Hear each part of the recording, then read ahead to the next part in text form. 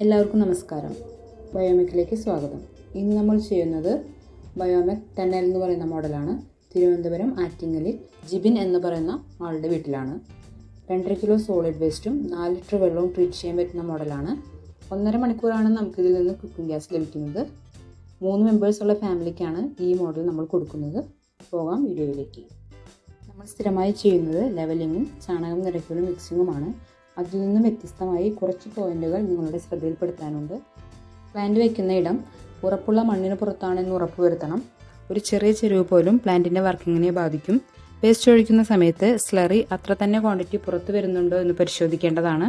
അല്ലാത്ത പക്ഷം slurry ഔട്ട്ലെറ്റിന് flexible ഹോസ് വെച്ച് ക്ലിയർ ചെയ്തതിനു ശേഷം മാത്രമേ വേസ്റ്റ് ഒഴിക്കാൻ പാടുള്ളൂ. സ്റ്റൗ ആഴ്ചയിൽ 2 തവണ നിർബന്ധമായും ക്ലീൻ ചെയ്തിരിക്കണം.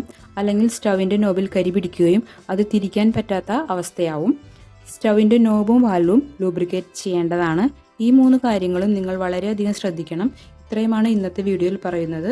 വീഡിയോ ഇഷ്ടമായാൽ ലൈക്ക് ചെയ്യുക, ഷെയർ ചെയ്യുക, കമൻറ്റ് ചെയ്യുക. ഇൻസിനറേറ്ററിൻ്റെയും സോളാറിൻ്റെയും ഡീറ്റെയിൽസും ഫേസ്ബുക്ക്, ഇൻസ്റ്റാ ലിങ്കുകളും താഴെ ഡിസ്ക്രിപ്ഷനിൽ കൊടുക്കുന്നുണ്ട്.